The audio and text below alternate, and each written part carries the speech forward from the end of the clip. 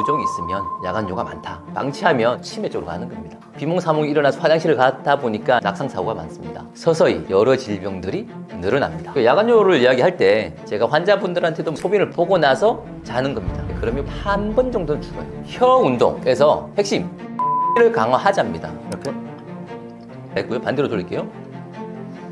코골이, 수면 무호흡, 야간뇨. 근데 이걸 따라 해보시면 효과가 있더라. 여러분들도 해보시기를 권하고요. 밤에 소변 때문에 깨는 야간뇨의 이유는 무엇인가요?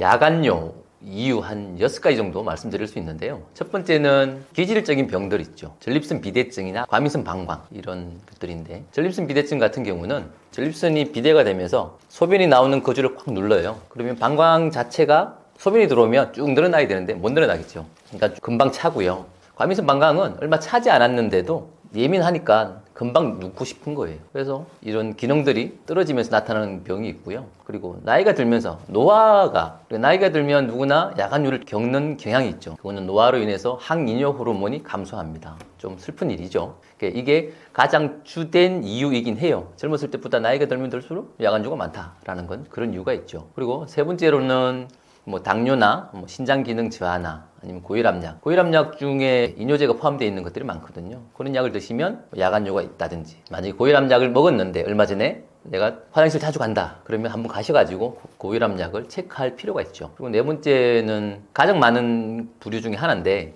잘못된 습관이죠. 물이 좋다고 해서 물을 벌컥벌컥 마신다거나, 그리고 특히 저녁에 보통 1리터를 마신다라고 하면 아침이나 점심 정도로 권해드리는데, 많은 분들이 보면 저녁에 약을 먹는다거나 아니면 과일을 먹는다거나, 과일도 다 음료류란 말이죠. 그런 류를 많이 드시고 나서 주무신다고요. 그러면 그게 결국 소변으로 쭉 나옵니다. 그리고 성인들은 알코올이죠. 알코올 많이 드시면, 염분 짠 것들 많이 드시면 그런 일들이 많이 일어납니다. 그리고 이제 다섯 번째는 나이가 들면서 방광이 기능이 떨어지니까 소변을 많이 담을 수가 없어요. 그 용적 양이 줄어드니까, 이거는 저희 한의학 쪽에서 나오는 신기가 허하다, 이거랑 거의 부합하는데, 한의학 쪽에서 그런 약들은 방광 기능을 강화하고 신장 기능을 강화하는 그런 약들이 이 기능을 좀 강화하는 그런 류들이 많다 보시면 됩니다. 그리고 마지막은 이제 부종이에요. 신부전이 되든 아니면 그냥 순환 부전으로 인해서, 정맥 순환 부전으로 인해서 다리가 붓는다. 그런데 이게 잠을 자면 그 부종이 잠을 누웠으니까 우리가 물로 따지면 요렇게 있다가 딱 이렇게 누우면 여기 있던 물이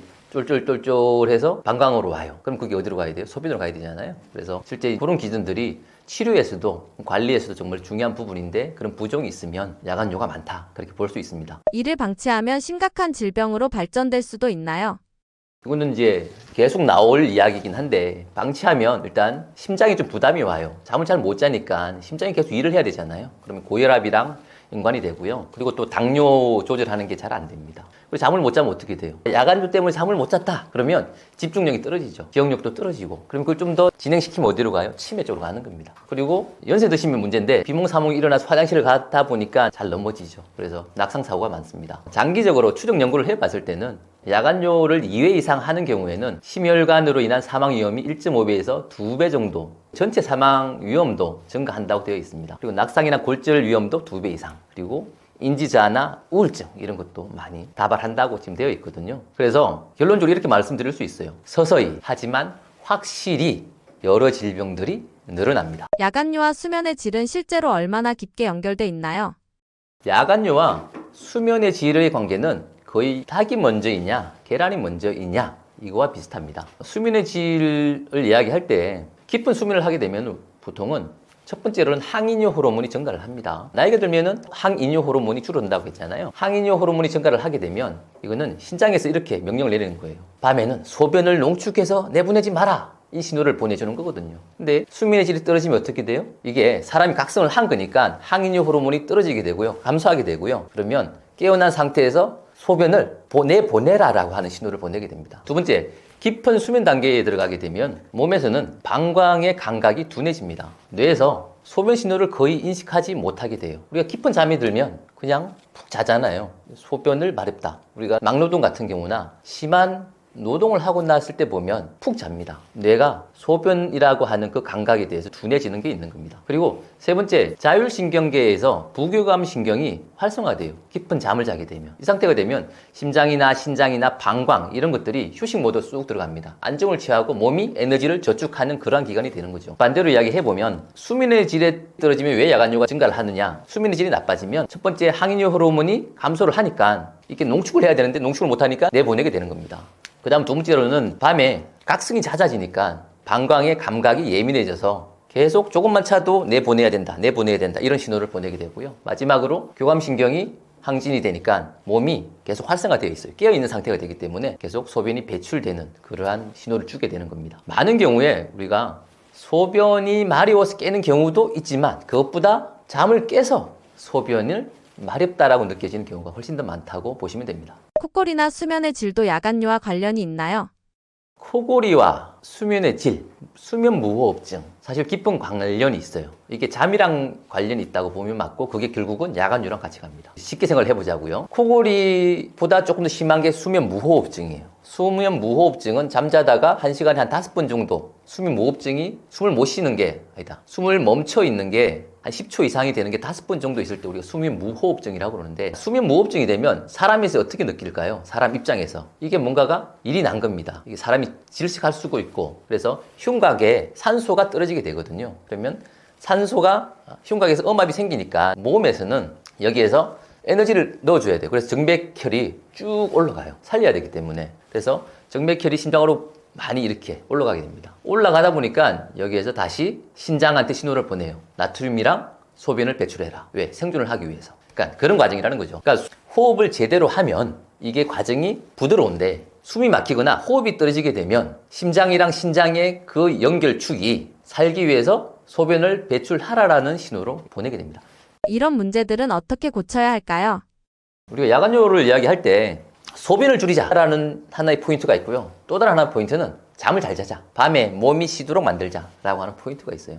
그래서 두 가지 포인트로 같이 가야 됩니다. 첫 번째는 소변을 덜 만들자라고 하는 포인트를 보시면 잠자기 전에 아까 말했던 것처럼 수분 섭취가 중요한 거예요. 그래서 덜 마셔야 된다는 겁니다. 그래서 저녁 이후에는 가능하면 안 드시는 게 좋죠. 약을 먹어야 된다고 하면 약을 잠깐 먹을 때 물만 약간 드시는 거고 저녁 식사할 때 뭐 밥이랑 우리는 보통 찌개를 같이 먹잖아요. 국을 숟가락으로. 그래서 야간요가 있으신 분은 숟가락을 안 쓰는 게 좋아요. 젓가락으로만 먹고 가능하면 국을 안 드시는 게 좋습니다. 그리고 당연하게 염분, 저염분으로 드시는 게 좋죠. 그리고 또 하나는 다리가 붓는 분들 소변 배출을 미리 해놓는 게 좋아요. 다리가 부어서 누우면 어차피 잘 때 소변이 더 나갈 거예요. 그죠? 그러니까 미리 소변을 배출하고 가는 게 좋은데 그러면 잠자기 전 한 2시간 전쯤에 다리를 의자 정도 높이 위에다가 다리를 올려놓는 거예요. 올려놓고 발목을 앞뒤로 이렇게 까딱까딱 운동을 해주는 거죠. 펌핑하는 겁니다. 펌핑을 해서 소변이 다리에 있는 그 부종이 물이 졸졸졸졸졸 해서 방광으로 해서 나가라. 잠자기 전에.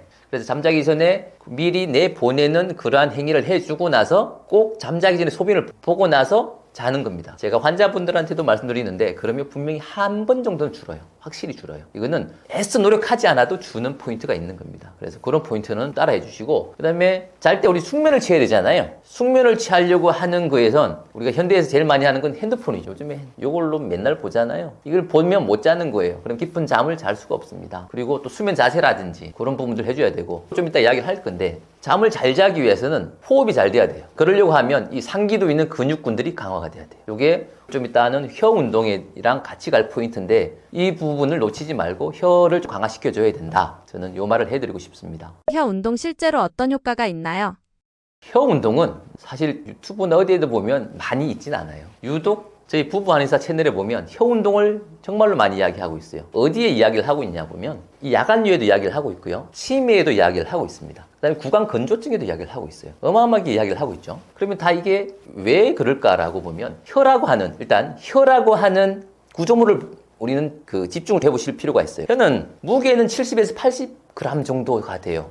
그러니까 전체 몸으로 보면 얼마가 나가지 않아요. 하지만 머리에서 보면 혀라고 하는 그 근육은 근육으로 따지면 25%에서 30% 정도에 차지하는 거예요. 어마어마하게 큰 애예요. 이 혀 근육이 활성화되는 거에 따라서 실제로 혈류량이 달라진다는 거죠. 머리 쪽으로 혈류량이 많이 와야 뇌가 각성을 많이 하는데 이 혀가 그를 끌어올릴 수 있는 펌핑을 할 수 있는 그러한 근육이다라는 겁니다. 그래서 혀 운동 중요해요. 그리고 지금까지 알려진 걸로 보면 이 혀 운동은 원래는 코골이하고 수면 무호흡증을 개선하기 위해서 개발된 운동이에요. 그리고 그렇게 했을 때 코골이가 개선이 된 것들이 연구들이 꽤 많이 나와 있습니다. 근데 수면 무호흡증 환자들 중에 한 48%에서 84%는 야간뇨를 많이 겪는다는 거죠. 다른 일반 환자보다 한 2배 이상 이렇게 야간뇨가 많다는 거죠. 그러면 우리 연결을 해보자는 거죠. 아까 수면 무호흡증이 야간뇨로 가는 거는 숨을 못 쉬니까 숨이 멈추니까 심장에 이게 흉곽에서 음압이 생기고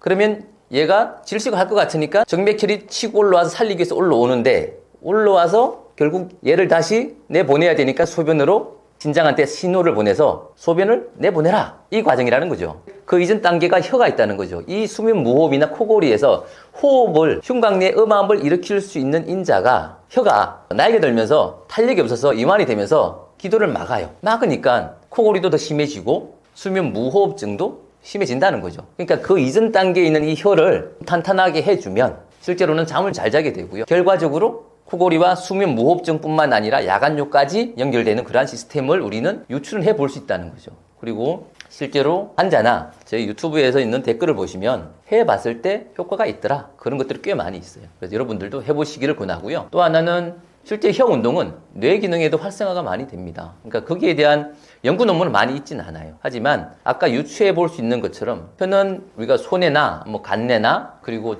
전두엽을 활성화하는데 이렇게 연동이 돼요. 혀가 많이 활성화되면 집중력이라든지 반응 속도라든지 언어 구사 능력 이런 것들이 전반적으로 활성화되는 그렇게 느껴볼 수 있어요. 여러분들이 해보면 여기가 뭔가 뻐근하면서 피가 많이 도는 느낌이 들 거예요. 해보세요. 혀 운동을 하면 콧골이 수면의 질 야간뇨가 개선된다는데 어떤 운동인가요? 혀 운동에서 핵심, 혀뿌리를 강화하자입니다. 왜? 혀뿌리가 힘이 약하고 말리면 결국 기도를 막는다. 그러면 코골이, 수면 무호흡, 결국 야간뇨, 축이 이루어질 수 있으니까 혀뿌리를 강하게 만든다. 그러면 우리 느낌은 뭐냐? 저 혀뿌리가 뻐근한 느낌이 난다. 요걸 기억하시자고요. 그러면 최대한적으로 혀를 내미는 겁니다. 처음에는 쭉 혀를 끝까지 살짝 내미는 게 아니고요. 끝까지 저 혀뿌리가 나온다. 뱉어낸다는 느낌으로 이렇게 5초를 하시고요. 그 다음에 뒤로 말아서 5초. 그 다음에 보여드리기가 어려워요. 어떤 거냐면 설명 조금 해볼게요. 치아 끝이 있어요. 치아 끝 윗니 끝에 내 혀를 뒤에다 딱 붙여요. 붙이고 혀뿌리를 말아 올려요. 혀를 천장으로 올린다고요. 그러면 여기가 뭔가 딸려 올라가요. 이게 수는 없어요. 그죠? 혀를 천장 끝에다가 뒤에 본체를 끌어올려서 천장에다 붙인다. 이 느낌이에요. 해볼게요. 자, 붙이고요.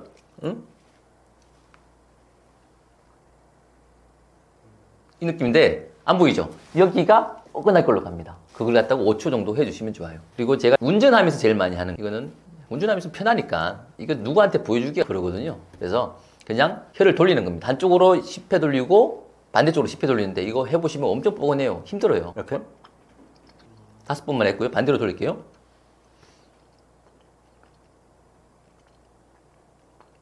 근데 이걸 따라 해보시면 뒤에가 엄청 뻐근할 거예요. 여기가 10회씩 해보시면 여기가 엄청 뻐근합니다. 그게 자연스러운 반응이에요. 근육이 한 개쯤 끌려오고 있는 거라서 그렇습니다. 이런 분들은 반드시 병원 검진을 먼저 받아야 한다는 기준이 있나요?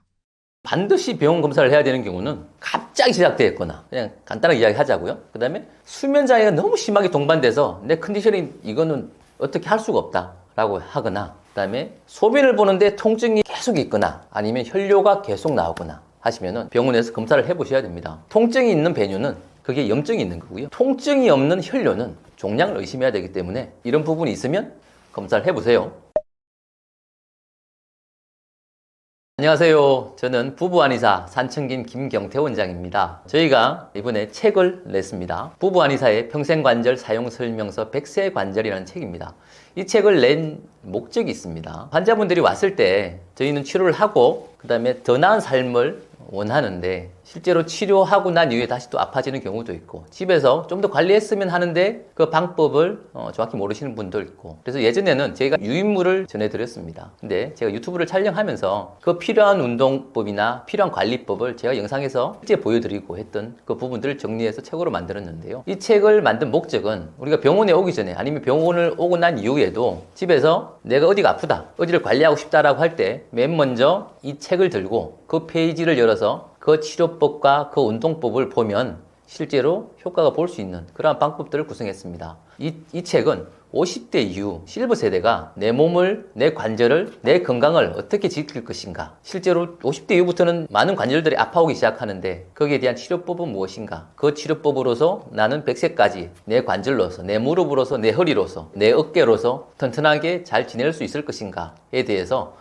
저희 나름대로 거기에 대한 답을 드리고 있습니다. 그래서 저는 실버 세대가 꼭 집에서 한 권씩 두시고 필요할 때마다 펼쳐볼 수 있고 그 펼쳐본 페이지가 확실히 도움이 될 수 있다라고 그런 생각으로 이 책을 만들어서 실버 세대가 꼭 한 권씩 가지고 있으면 좋을 백과사전이라는 느낌으로 책을 만들었습니다. 이 책은 저희가 20년 동안 진료를 하면서 실제적으로 환자들에게 아니면 여러분들에게 도움이 되는 걸 엄선해서 만들어 놨습니다. 허리 운동이면 실제로 치료를 하고 운동을 했는데 이 운동을 따라 했더니 효과가 좋았던 그 운동법을 핵심 운동 허리라고 해서 마킹을 해놨습니다. 50견이면 50견에 대해서 마킹을 해놨습니다. 그 운동을 따라 하시면 실제로 효과가 좋습니다. 그래서 그 방법 따라 한번 해보시면 좋겠습니다. 부부 한의사의 평생관절 사용 설명서 100세관절, 이 책은 댓글에 구매 링크를 달아놨으니 필요하신 분 꼭 한 권씩 구매하시면 좋겠습니다. 건강하십시오.